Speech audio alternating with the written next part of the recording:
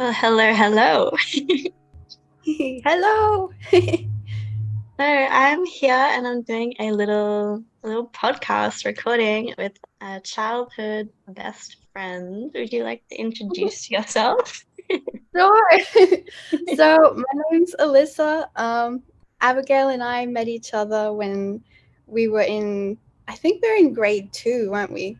I think we're in grade two. Yeah, it would have been something like that. Yeah, I remember I we were the remember. only two people that were in bar high. Yes, that's true. Oh my God. Yeah, Mm. I remember meeting you on a boat as well, and yeah, you were like playing with the window and playing with the The reflection on the window. reflections. It was so beautiful. It was like this crater lake, and we were just going around and like the huge pythons and stuff in the rainforest. And I have this this memory of you and like seeing your reflection and just immediately being very like curious and playful and just having a lot of fun with the reflections. And then I think that was the first meeting, and then I saw you at the bar high because my parents were Yeah, like, we're not doing compulsory religious education. yes. Yes, Same with my which, parents, yeah, definitely. crazy that was still such a thing in real Queensland, I guess, that the whole education of a religion thing. But yeah, it was so beautiful, and until you've seen me throughout like all that childhood time, and then I was writing this book that I am about to put up for Yes. sale. Um, Here we are years later. how many years later since that? Oh my gosh, I feel old. Yeah, 12, no more than 12. Yeah, far out. No, I'm so excited for it to come out and buy the paperback copy and Thank have a you. good read. I'm so excited because how old were you when you started writing Wildflower exactly? I Like was I when. was like 10 or 11, my mom decided, I don't think I told you this, Alyssa, but she was sending off snippets of my book to John Marsden. And she was saying, I think Abigail is a literary prodigy and you should, I don't know what she wanted from him. I think he No, had I a think writing I school. remember this. But like we I got an think I. email back. Like when I was 11, it would have been really patchy writing, but he got back like, oh yes, you should believe in your daughter. You never know what she can accomplish. And I think he like took that to heart. And Yeah. she was like, yeah, we're gonna do it, Abigail. We're gonna make you the next J.K. Rowling. I think she believed in it more than I did. Oh, that's beautiful. And it's so important, like, to just have that, belief and that faith, Yeah, especially that, your mom had that faith in you. I mean, that's just so special because I think, yeah, a lot of people, maybe they don't have that encouragement. So, oh, it's you know, delightful and it's so rare because most of the time you would think really critically about it and you'd go, look, you're 11. You're not the next J.K. Rowling. This is a waste of money. You need to be probably putting your shoes on, going to school, not being little vagrants, staying at home trying to write, all of that kind of thing. And like, that's all very reasonable. But there was this mm, level of just belief and joy and support that mum gave me in this process because she knew how yeah, much it meant to me. Because for me, writing definitely. was like this childhood escape. It was a celebration of idealism and potentiality. I actually put this in my little author's note in this edition that I'm publishing, and I'll just read you a tiny little snippet on this here. But Yeah, sure. basically, like the reason I'm coming back to this book now and putting it out there is I think what it represents to me is this idealism and this openness that you have as a child. And I think that we Yeah, shared together when we were kids that was so yeah. beautiful. And when you're that age, you believe in a wondrous capacity in life. And it's just Mm, the capacity for potential. It's yeah, just like you don't necessarily, you allow yourself to have these fantasies and these wild dreams. And part of the yeah. maturation process is realizing that no, not everything is within your grasp.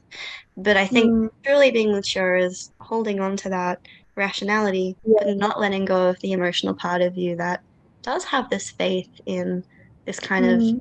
magic in life, this eyes of a child kind of thing. So, yeah, Yeah, but I think like you have to work to hold on to that faith and that openness when you get older, I think you have to actually work hard to maintain that part of yourself, because I think it can often just be like drowned out, or just like, yeah, it's taken away from us. Like, when we get into working, get into the routine, it's like, yeah, you have to actually work hard to take that time to just be playful, have fun, enjoy Oh, life. absolutely. I mean, it doesn't seem to come very naturally. I don't think, this is like, oh, we live in a society. But we do, and it's not one that really values playfulness. Yeah, Yeah, a lot of the time. And I think that is one of the biggest shames of the era that we are in. And I also think there is so much transformative power available in reconnecting in to that element of life and valuing it in and of itself, that whole inner child work kind of thing. Like I genuinely really think so much yeah. healing. I think we were both similar in that way, where like both our parents were very supportive of our creativity and our passions and goals and dreams. And I think that they both encouraged us to just, yeah, follow our dreams and do what we want in that sense. It was So, beautiful. yeah. I think that's partially why we got along so well. I remember Yeah. you always being this prolific, creative kid doing Oh, art, playing music. I remember just being at your house having a chai and listening to you playing music on the piano and then doing oh, sketching. Like so in tune with this really like playful, flowy, happy energy, and that was so profound. And I really appreciate that exposure because I think it's something that I just came to value so much. And again, as you said, it's really hard to keep in touch with that when life, like the demands of adult life, just get in the way a little bit. It's like you have to definitely. schedule space in, right? To be playful. Mm. It's like, oh, just pop that into my calendar. Yeah, exactly. I think as well, like in a small town, there's kind of not as much to do, and I think you're lucky if you can have the aspiration to do creative things, and yeah, just kind of tap into that part of yourself, because like I think it's easy to get into other things that aren't healthy for yourself, like when there's not much to do in the town. It's a small town, and I think to Hmm. be able to put your mind onto something that's actually, yeah, constructive for your own self, and There's so something that's much positive. in that. And Yeah, for context, Lister and I grew up in, I don't remember the exact population size of is Atherton in far north Queensland, but I it think was it was less than 7,000. I think wow. it would have Yeah, been less pretty at cool. that time. And then we went to Yeah. primary school in Tolga, which was an even smaller population. Um, Yes. it's beautiful. Like I think as you say, there's that connection like to nature for one thing, and I think you can get a lot of Yes. inspiration and deep connectivity from that, which you don't always have in urban environments, and that I've been really missing lately. But on the other hand, when you're left to your own devices so much, you can Definitely. really go one of two ways, right? Like there's so much Yeah. capacity to do lots of deep self work and be creative and tap into your internal self, or to not do that. Yeah. And yeah, even like I think that's reflected in a broader scale. You don't have to have lived in a rural community to felt that now because we've all gone through the last few years of the pandemic and we all know what it's like to just be stuck with ourselves, Yeah. needing Yep. our own, you know, passion, drive, creativity to tap into. And it's become a choice the last few years of either doing that or just kind of languishing a little bit or turning to less healthy things. So, Yeah. It's like trying to get into the habit of fostering a good relationship with your own existence when you have nothing else that's more important to do. Like you don't have to go and work, or you don't have somewhere to be. It's like, oh god, now I'm here. Like, should I just scroll through TikTok, or should I totally. And you could. This maybe is the problem. We live in this attention economy, and you really could just language. And I will say this is like the point I find myself in life in this very moment because I've just sort yeah, of basically finished my degree and I'm, applying for new graduate jobs and but suddenly I have all this time and it's so scary. yeah, I'm like, okay, how do I justify my existence on this planet? Like, give me a role. Give yeah, me something definitely. to do. I started volunteering and going in just to scrub potatoes for this cafe because I'm like, I just need and I just need something. And Oh, it's so important. I feel like it's just part of human nature that we have to have something to do, something like to keep ourselves focused, and we have to have a goal. Otherwise, I think it's quite easy to spiral into some dark places, you know? like that Yeah, tension between being and becoming, and like, yeah, we need a goal, but we need to have flexibility with it as well. And I think definitely. I do believe work is good for the soul. Like, I think it's nice Mm, to, especially if you're working with your hands, you're engaging your mind. Like, I think it is healthy to mm, engage with something bigger than yourself. But when you can't always find the right context for that, it doesn't have mm. identifying, existential crisis or a lack of validity in the world. You can like this is where you can fall back on Yeah, the skill set of creativity, of curiosity, and of doing something more with yourself, whatever that looks like for you on an individual level. Yeah. It's hard yeah, though. exactly.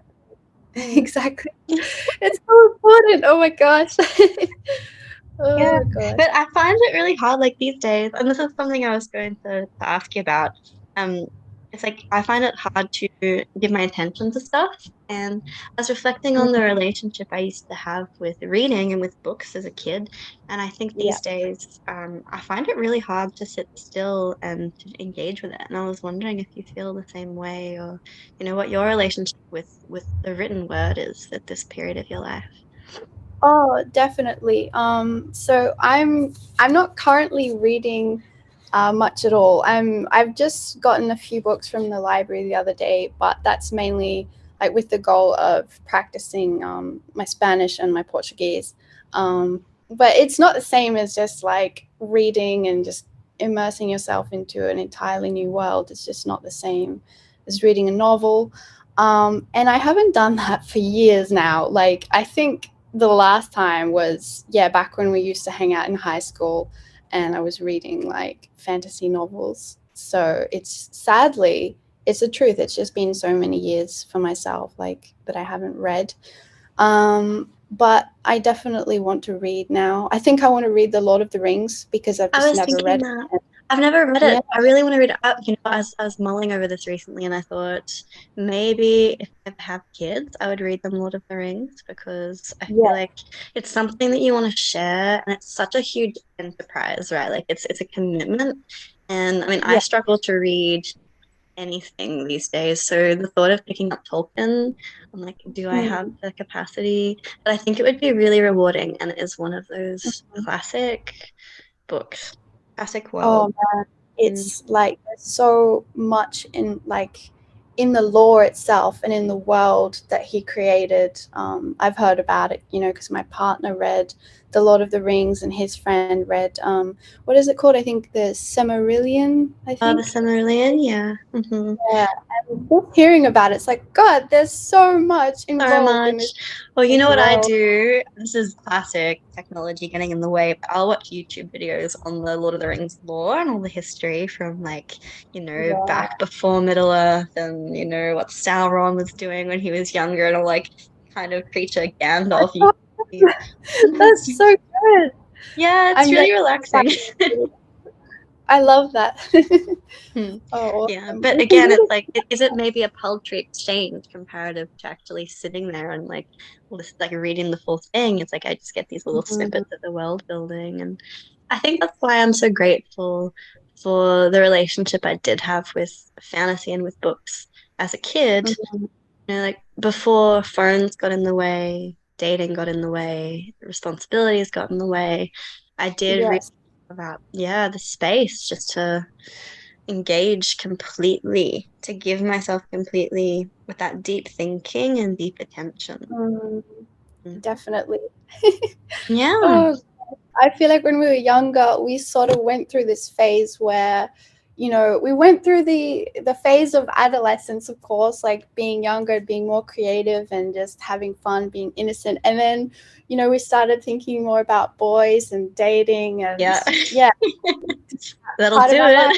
it. That's good. It's so And funny, isn't it? yeah, I stopped sort of caring as much about, reading books and just being myself as I am, and then more thinking about, oh, I want to wear this type of makeup and I want to make myself look good. And how do I get this person to notice me? Or, how can I make myself appear in this certain way? And it's just such a whole distraction away from just being yourself and just Oh. enjoying like an innocent world of creativity and I will imagination. say I'm glad that I've lived that period of my life and I never need to Yeah, relive it because I think it's classically challenging for almost yeah, everyone. And it's the thing is, that period of your life is when you go out in the world, you form your identity.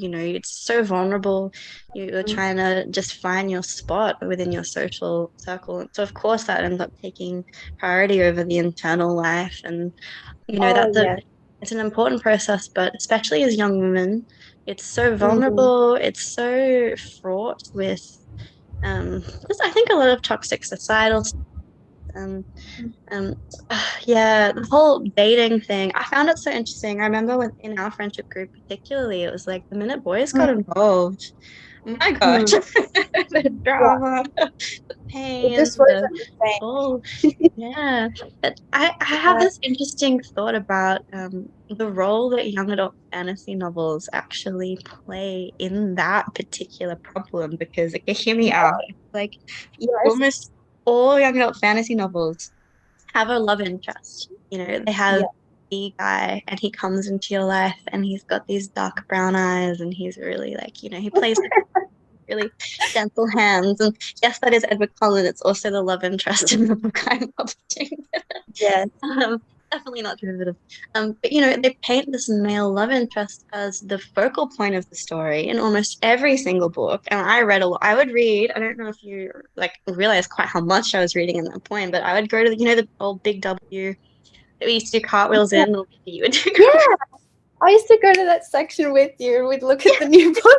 that was the highlight of the week, like going to Big scoping out the latest release. I was on it every week. I was like, what's new? What have I not read yet? I would read 2 or 3 books a Yeah. week like that. But every single one of them like without I can't think of one example that didn't have a romantic interest. And I would Yeah. read the stories a lot of the time for that romance, for that excitement. And I think it paints this narrative. I remember my stepdad saying to me once, he was like, these books are toxic. He used to call me AJ. He's like, AJ, it's rotten in your brain. You're not going to find a guy like that in the real world. Like these Oh, standards you're setting, men are not like if this. only, if only my father had said the same thing to me, right? Yeah. Like, I appreciate that because, I think, yeah, it's good to enjoy those books and, they're fun, sure, but I think there's something to it that it can definitely influence you and think that that's like the most important thing is like waiting for that moment that you'll meet the guy that will sweep you off your feet and all this. So, yeah, I certainly felt similar like reading those books. It's like, wow, the love interest is the most important thing. Whereas And then you yeah, I kind of think learn. yeah. There you Oh no, I go. was just gonna say, like I think to be able to, still enjoy life and find enough meaning without that is so crucial. Because when you do find that love interest in your life and he is everything that you dreamed of and you're happy with your partner, then of course you go back to being young again and you're like, wow, now I have to learn how to be myself again. And Yeah. you don't have that goal anymore of finding that person. Now you're back to how you were before that, like, Back and to square basically one. It's like yeah, once you've achieved exactly. that goal, you need another goal. Like now, Yeah, then there's more space again. You're like, oh, actually, that wasn't the thing in life. Actually, there's more to do, more to work on. exactly. Like, oh Oh shit, my now I'm god. back in this existential crisis. in this nihilistic pit, being like, what do I do with myself? I'm so happy. I can't Definitely. handle it. Definitely. Like, honestly, since meeting my partner, I've realized just how important that goal was in my life of like finding the right person, like finding the right romantic partner that would just fulfill this part of me that maybe I felt was missing. And I think ever since I've met him, I've realized, God, that was such a huge goal for me that just kept me going for so many years, that now I don't have that goal. That's no longer important to me. So now I'm just sort of rediscovering this part of myself that I haven't been for a very long time. So, A yeah. really beautiful process though, coming back to yourself with it. And, I think the right thing is with you with the right partner, you help you with that space to focus on yourself as well as them and to have that balance.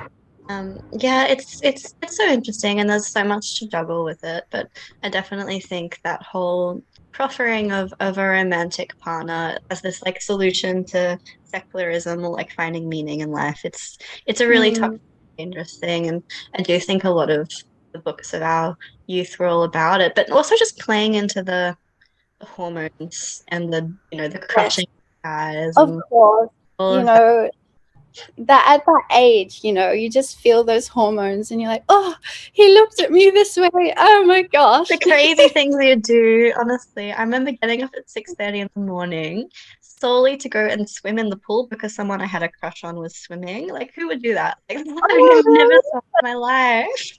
That is so cute, though. Oh, it's cute, but it's like crazy cute. But like it's the Yeah. kind of stuff you do when you have your first crush and you're like blushing every time they look at you across the classroom and like so insecure. Oh, all of that. Honestly, yeah. Mm. And I think, I don't know, maybe you felt similarly to myself, where all of the characters in these books of, the beautiful man that's so chivalrous and just really like obsessed with you and so romantic. It's like, from my experience, like I found that this person didn't exist. Like all of the young guys that I'd met, I was like, whoa, like, yeah, this is not what I'd expected from, reading books. Do you know what I It's mean? not. I've never had a Mm, relationship that's been like what the books told me it would be like. And I don't necessarily think that that's a bad thing because, on the one hand, I no. mean, the books portray it as like, this obsessive love and this real, Mm, like, Edward Cullen, for instance. oh my Because God. I think we can all roads back, like, they say philosophy is all footnotes to Plato. I feel like young adult fantasy books are all just footnotes to Twilight. I feel like that was the cultural Literally. zeitgeist. But the whole thing. We wouldn't be here right now if Twilight hadn't come out. But like Yeah, yeah. Edward, Oh, like he was obsessive, he was controlling, he was gaslighting. He'd be like, "No, Bella, I don't know why you think I'm weird. I'm definitely not 100-year-old man in a high school, like hitting on young women." Like so toxic. Like betrayed that that obsessiveness was somehow romantic. very strange. Just a very strange character. And I think even the actor realized like how strange the character Oh, I is too. love the interviews with Robert Patterson because he takes the piss out of it. He honestly he Yeah. confessed in one interview. He's like, I didn't think it would be popular. I thought it was a really weird little quirky thing I was going to be doing. He was flabbergasted that people liked it so much. He's like, what is wrong with Yeah. society?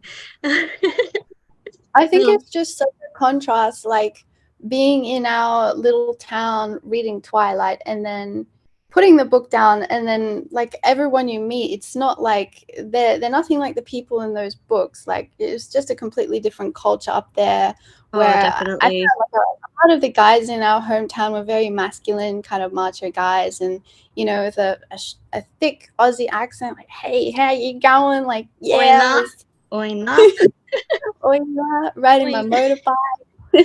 And yeah, I never met like a guy there that was like, "Oh, let me hold the door open for you. I would die for you." Like, no, No, not quite. like you'd get teased on, you'd get, but it's just completely different. I don't know.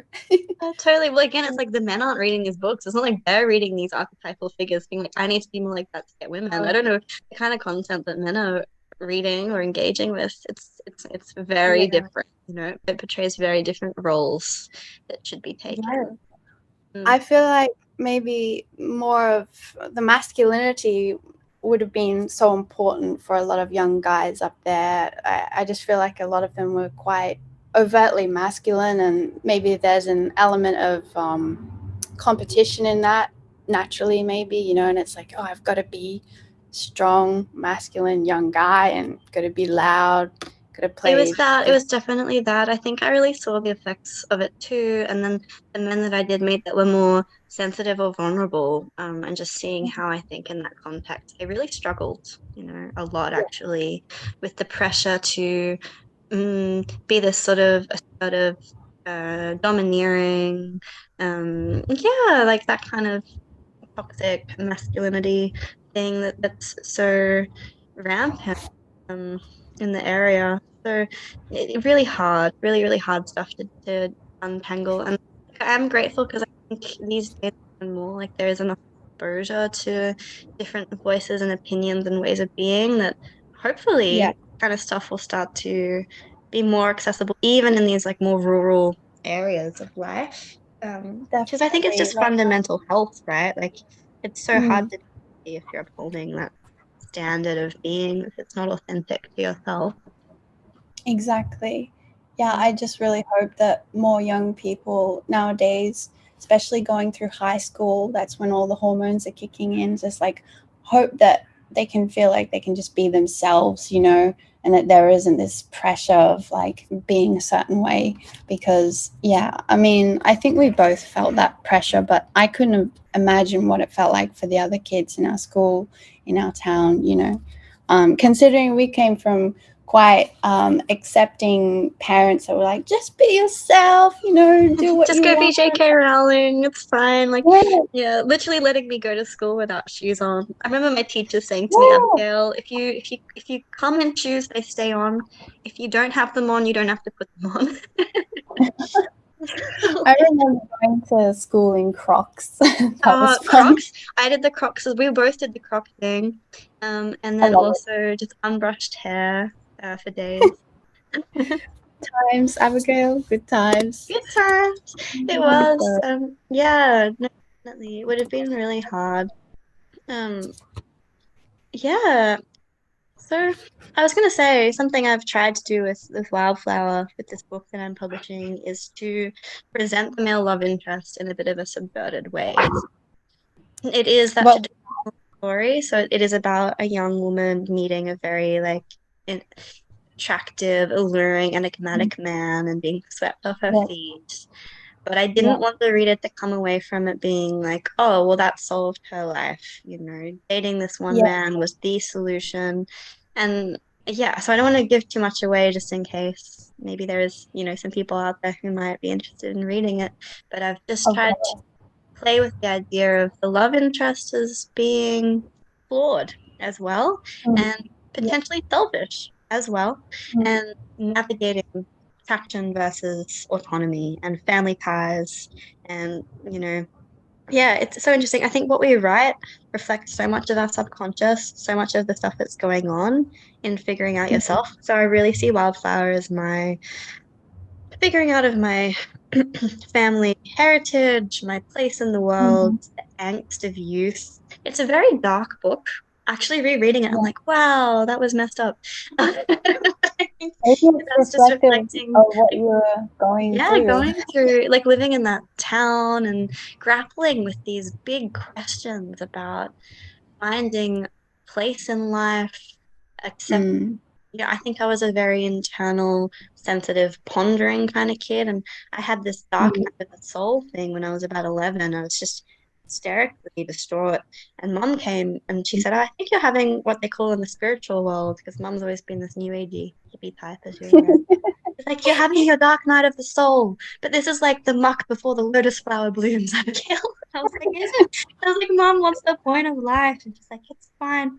I think it was that right. that kind of angsty stuff in the background that was Mm, really driving this desire for Wildflower to be about magic and mm, purpose and creativity and beauty and joy. And so there's the whole range. There's the beauty and also the struggle there in that book under the mm. surface. So yeah, a lot. I'm so excited.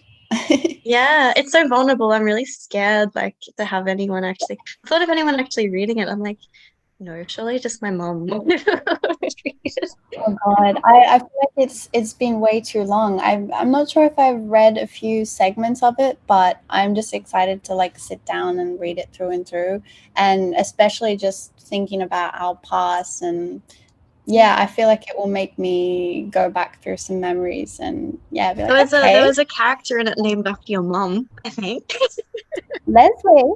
I think so, yeah. Oh, There was a Leslie. Leslie. I don't know if she made the final draft or not, but there was a nurse called Leslie, Oh, like nice brown I eyes. love the name Leslie. It's just, Yeah. my mom doesn't like her name. She says, "Oh no, I never liked it," but No, it's oh, I beautiful. can. I actually liked it. Yeah, it's beautiful. Yeah. Oh, Beautiful. so, how much is the level of fantasy in Wildflower? Is this Well, it's not Tolkien. no. It's not I wish that my world building was that convoluted. Nonetheless, I will say building any kind of world is hard. You need the logical consistencies. And this Yeah. is why, I mean, I wrote the first draft in a few years, and then it was years of editing. Mm, There are all these tiny little points of contradiction or, these little details that stack up, and you really have to sit and think about it. I think that's a so lot of true. it's so hard. It's beautiful. This is why I love it though, because it's like you make your own little microcosm of life in your brain. You just create and then you have power over it, For someone with anxiety, which I did have all my life, writing a fiction Mm, novel is great because you have total mm. for every little detail of what goes on. Yes, Um, yes. yeah. I So can relate to that. it's Yeah. yeah, it's about angels and the opposite of an angel. So it's about a very positive, benign, compassionate character, and then the inverse, this sort of dark, Mm, vampiric, one might say, energy, and then the fight between the two of them. And, without giving much away, the main character has both of these natures within herself. So she has to battle to kind of deal with the good and the dark elements of life and where she sits wow, in that. And the dualism. the Yep. dualism, the duality of life. Yeah, yeah. So there's an angel world called Serial, and that like any young adult fantasy novel, you need like a high school. So there's an academy. It was originally called an academy. Now, after a while, the draft became an Elysium, which means safe haven. So there's a angel Mm, safe haven school, kind of like a Hogwarts thing. I'll be honest. mm, Professors and like banquets and school dances and the little angel towns, and then there's the Duroc. So they're the vampiric dark angels, and they have a Duroc city, and they prey on the angels. And so the lore of the world goes back to how did these angels get onto the human plane? What's this Earth angel realm? Where did the Duroc come from? And the battle between the Duroc and the angel, and how they, you know, survive. And that's kind of the point of the trilogy. So I got two books in, and I'm a third of the way through the third one. I don't know if I'll ever finish it, but that's where it ended up. I'm so excited. Did you feel like this world sort of came to you, or maybe little bits and pieces came to you and you sort of had to sew it together? How did that work? Did you sort Well, of get a sense of another world and you just wanted to start writing about it, or? it was totally like, I mean, when I look back on it now, I actually had to give in the author's note acknowledgement to Rochelle Mead and Cassandra Clare because I was like, okay, yeah, no, I can totally see, not deliberately, but just this derivative, like, so in my all the books I was reading at the time just sort of settled in my subconscious, and so I think I would just Mm, pick little bits and bobs subconsciously that had inspired me. And then yeah. aside from that, I think writing is a process of thinking. So you kind of think as you like the world created itself through my romanticism as I was writing. I just wanted something really lush and just something very delightful and beautiful. Um, because I think that was inspired a lot by the rainforest that we were growing up in, the magic of that Oh, land. But I it wanted was it to be, it was so profound. I miss it a lot, actually. But me I too. never said it in Australia. I never said it in like an Australian bush because when I think of angels, I think of a kind of Anglophilic Western background. Mhm. And I think so it made sense for me to have an angelic landscape be in. Well, it's funny you mention this because, I mean, for me, I was initially obsessed with Harry Potter. And then, of course, when we read Twilight, um, like the scenery was always just this cold, wet woods, just a snowy place. And I just remember thinking, like, oh, I just want to get out of this hot weather, this extreme heat, and I want to go to that forest in Harry Potter where he was sitting there in the snow, and I was like, I want to be there. I want to get out of this hot climate. Well, we want Um, what we don't have, right? And I think that's the joy of art. There was this yeah, Elaine de Botton talk I was listening to on art, and he's saying the things we idolize is often what we don't have, but that's not a problem. mm, The joy yeah, of creativity. It gives you a window into limitless potential. And so for me, it was like, mm, well, I'm in Australia. I love Australia. I love the rainforest here, but you know where I'm not? Wales. I'm not in the Forest of Dean not in the mossy landscape. And maybe I'd like to be. And why not? Why yeah. can't I do that? Yeah, so I think I it's love that. Mm.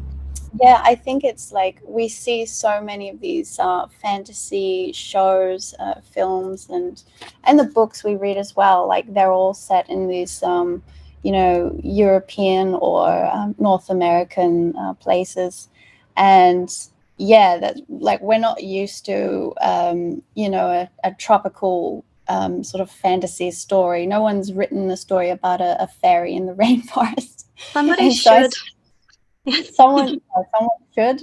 Maybe I need to do That could it. be your thing. Mm. I feel like over the years, though, I've fell in love more and more with the Australian landscape and the different Mm. Australian I climates agree. because My appreciation has only grown. The more I've yeah, stayed here, the more I've come to understand it. And I think so much of what we're exposed to is saturated with other places. And, mm, if I wrote something now, I think I would want it to be here because I have such an appreciation for the uniqueness here. But that's been a maturation process for me, is coming to understand that more.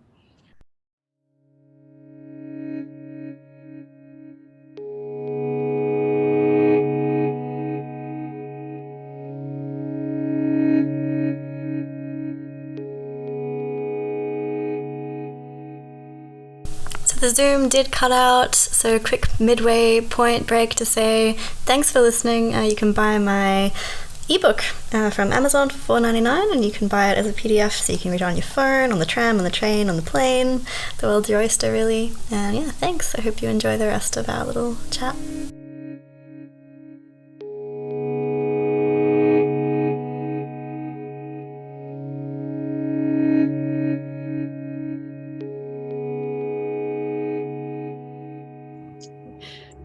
so here we are. We're back again. Back at it. Incorrigible. Yeah, I think you were saying some really interesting stuff about the landscape and how it's always like growing up. I can't remember reading even a single book really that was set in Australia. Maybe the Tomorrow When the War Began series was a good one that was set. Yes, I recall that one. So that was John Marsden, right? Yeah, that was John Marsden. Oh yeah, that's the one my mum sent that. Mom, He actually read some of my book. Comes full circle. I love that. Yeah, I mean, even though Australia does have such a rich culture to it, and especially with Indigenous culture, I mean, there's so much magic to it, right? Just the art and the stories. But yeah, we don't really see that, and we're like mainly shown American or European stories and films, and I think we're obviously very influenced by that. And I think when I was younger, I definitely felt like I just wanted to be out of here and over in a magical European forest, mainly because it was just so hot. But I never really associated like fantasy and magic and, really like fascinating happening things in this sort of place in Our this land. landscape. Yeah, like with our childhood home. It's so interesting because I think that to be honest, I think it comes back to this colonial eye and this Mm, Anglophilic, like ancestrally, I guess. A lot of where we come from was that very mossy, verdant, soft landscape that had the druids in it and had, that is where like the whole religiosity to do with angels kind of came to Mm, fruition as in that landscape. And it's definitely. also we associate with so much mythology, so much Mm, really juicy, exciting magic is with those conceptions of land, but it's only mm, because of the prevalent European Western narrative. yeah. And it is a shame because there's so much deep magic and connectivity and such a Mm, long, long, long history of storytelling here in this country on these lands. And mm, as kids, we're in this little bubble somewhat. But I will say I'm really grateful for living in the tropics, living where we did. And that even though a yes. lot of books we were reading were still driven by this, like, yeah, maybe colonial lens, you could say, but you Mm, and I know you especially, you're always out like living it in nature. You're always there, like going to Crater Lake, going to waterfalls, being chased by yeah. cassowaries. Oh my God, my dad was Bad. actually chased by cassowaries. I And then remember eating like going he got chased by a cassowary lol. just Can't they casually, just devour you? Yes, they actually can. They literally can They like literally unzip do. you. Um, I mean, they if you're can looking sit for actually. adventure, it's like, yeah, that landscape has it Yeah, all. But of course. Yeah, no, but I remember going to Lake Eacham, the our favorite spot, pretty much everyone's favorite spot, Lake Eacham, with my friend, and she was saying how her dad told her that there was once a rainbow serpent in the lake, and I thought about that for a second, and I imagined what it would be like to see like a huge rainbow python just chilling in the water, and I just thought, gosh, I mean, that is just so beautiful, and it's just a different kind of magic that I hadn't been exposed to, just a different kind of story. Um, and I love that. And then I think I just started to fall in love more with the nature around me, and just especially being in the rainforest. And I started to think like, what would fairies look like if they were in these forests? What would the magical, mythical creatures look like in this sort of climate? What would fairies look like if they were in the desert? And yeah, just looking at it through a different lens. it's so, yeah, because the mythology that has been around on this land for such a long time, like it does have like this deep animism behind it and such a range of creativity and so much there to connect with. And I think you do, like you get a sense of it even being in the spaces and sitting with that energy. And when you sit with it long enough, as you were doing, your brain just starts to go there. It starts to think, well, there are other alternatives of what this magic would look like. Yes. Because it's like a feeling, and you just kind of start to realize, oh, like this fantasy that I've been told that is my fantasy because of my, you know, past, it doesn't really Mm. belong here, and that's okay. No, Mm. yes. You kind of come to peace with it and embrace it. And then you just Yes. have an insatiable curiosity to learn more, which I think is where I'm at with the landscape here now. Like I think I love it so much as an adult, and I just want to, it feels like a real privilege to be able to go and be more educated on the stories that are around here and available. Not maybe my place to tell, but just to be open to hearing them and daydreaming about them and putting the mind to that. Um, so Definitely. yeah, but There's a lot. we grow as we live. And again, like this book that I wrote, it was a certain period of life when I hadn't had this exposure so much and still a little Mm. romanticizing. But I also think that that's a natural thing to do. Like when your whole culture tells you that the fantasy and the romance is in a mossy, Mm. verdant Welsh countryside, like there's this Mm. weird sense of separation from that and this weird longing for something that one has never experienced, which I used to feel a lot. Of course. It was like Of the course. displacement of identity, being like, why aren't these lands all mossy and green? And like, why am I longing for this thing I've never had? And mm, Yes. It's mm. because you've been seeing it on telly for so many years. Yeah. It's Oh, because of Harry Potter. yeah, Harry Potter. But then even like Twilight as well is like Mm, really romanticizing that moody, like lush, cold, gothic mm. kind of thing. Yeah. It's difficult to have vampires in the middle of the desert. Mm. Might not go very well with them. Probably not. What about vampires that are just allergic to the nighttime and they can only exist in the daytime? Invert it. I mean, that would be. I would probably. I don't know. Which vampire would you prefer to be? I would probably. Nighttime, but only because I'm a night owl, like naturally anyway. So I don't think I could do a morning.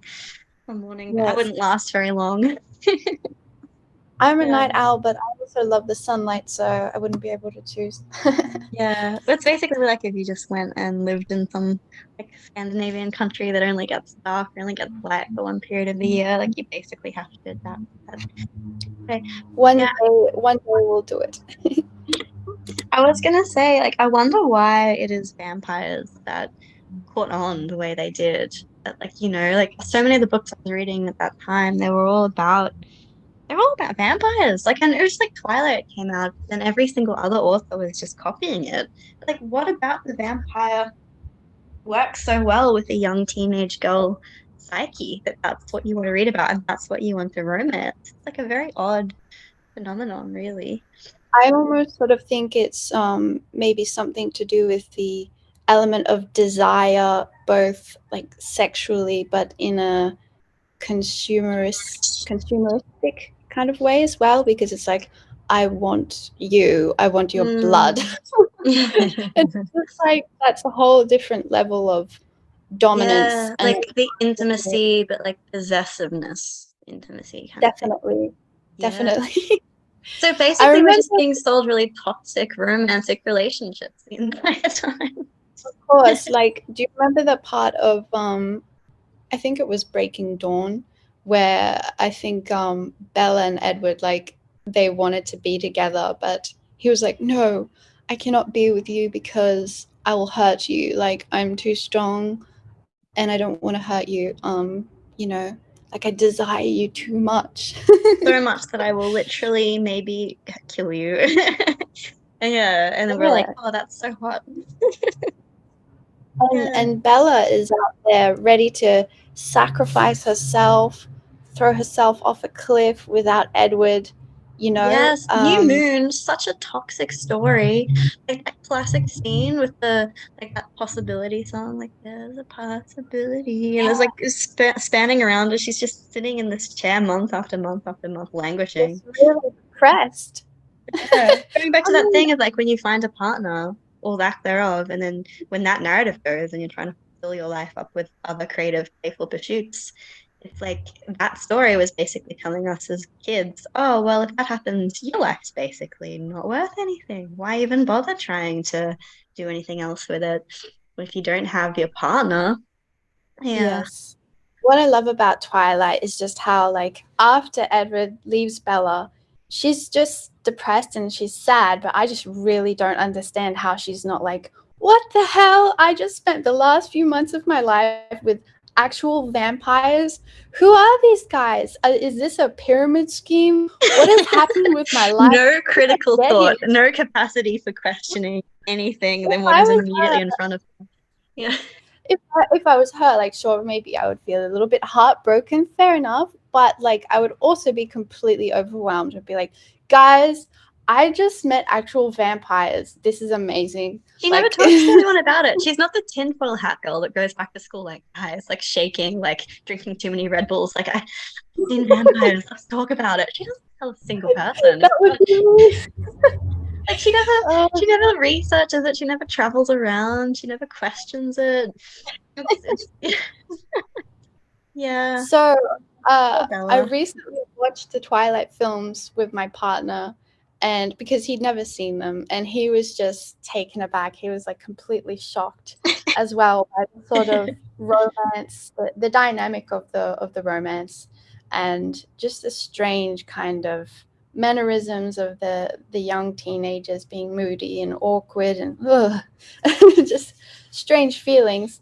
Thank And you. then afterwards, we watched I can't remember the Underworld films. So I don't know if you've seen them.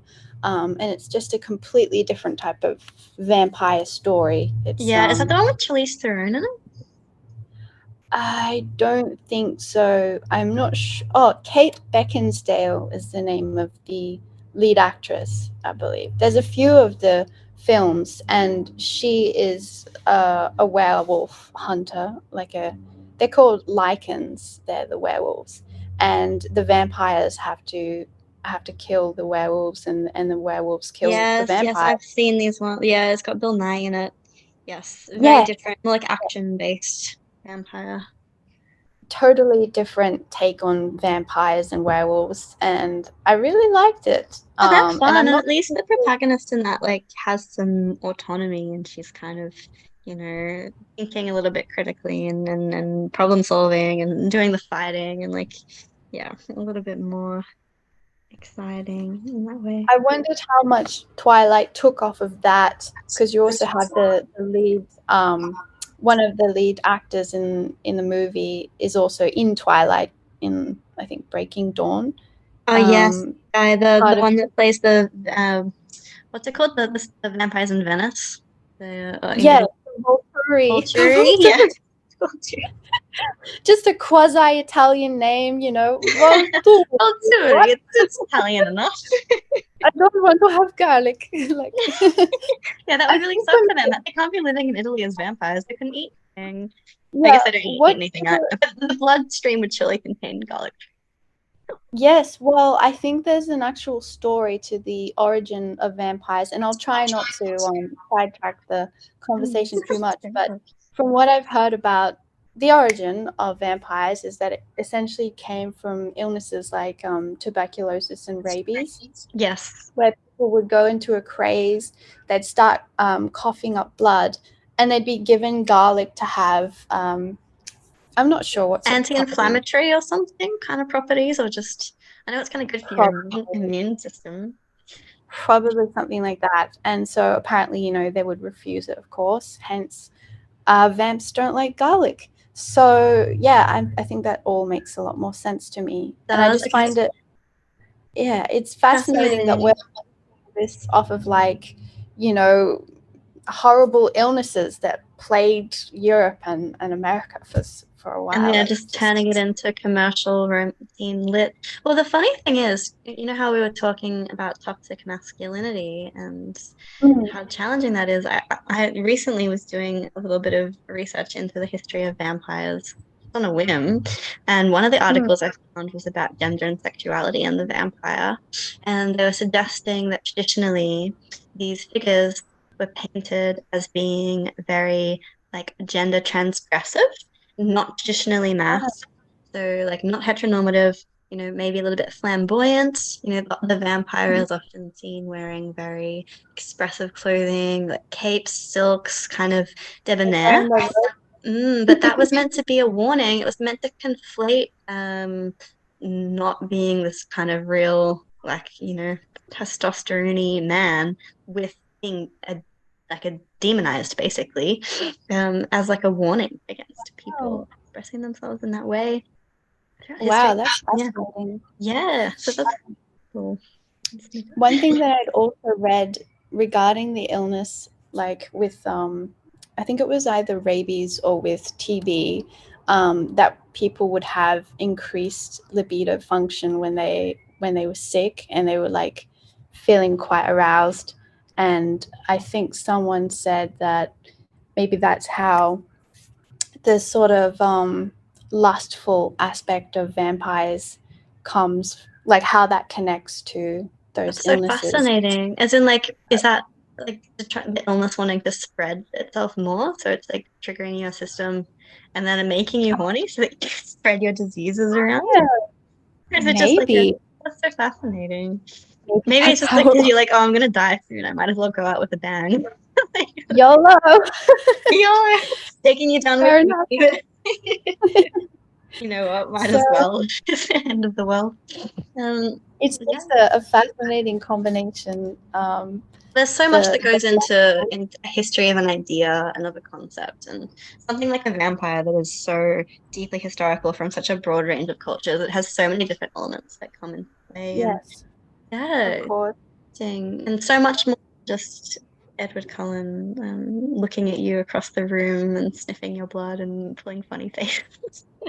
One thing I've got to say about Breaking Dawn that sort of really bothered me, to be honest. I think towards the end, they all came together. You know, they got a whole group of vampires from across the world to come together and fight. And they got vampires from the Amazon rainforest. And I just thought it was really funny. Like, they were supposed to be Brazilian, but they just got like just these random actors that spoke with this really strange accent that wasn't Do you like remember any. that? I feel like they looked almost like they were from. It definitely wasn't. It definitely wasn't the Amazon. No, no, like native Amazonian people, they don't look like that. Like, oh yeah, again, the cultural homogenization is popping off in that narrative. Oh look, but also there are so many problematic things with Breaking Dawn. I think that book Hmm. was yeah, it was interesting Maybe time. when she gives birth and breaks her back, that Yeah, was a there bit is problematic. that. And then obviously, I needn't even say this, but then there's Jacob with the grooming of the unborn Oh yes, baby. Yeah. yes. I feel like I sort of just like avoided thinking about that when I was reading the book because I was just like, this is really weird. I kind of just don't want to even acknowledge it. Our poor brains trying so hard to normalize it, being like everyone else Yeah. thinks it's good. It must be good. Surely it makes sense, right? It's us that's the problem. This whole time, Bella, I was so attracted to you because of your daughter that's in your belly. That I just force, oh gosh, yeah, that I will be groomed every step of the way. Her childhood, prepping. And she, oh, So strange. Stephanie Meyer, strange. Well, yeah, yeah. Look, each to their own to some degree. Yeah. Yeah. Well, thank you for having this little chat with me. I've really enjoyed going Oh, over it's all been a these pleasure, Abby. I'm so excited to read Wildflower, things. and I'm definitely getting paperback copy. Yeah, so the So, paperback copy will be available pretty soon. I'm putting it up. I've got my website now, so you can go there. And if you want to get a Kindle edition, I'm selling it at a very reasonable, I think it's 4.99 for the Kindle. And if you want just a PDF file, that's for sale as well.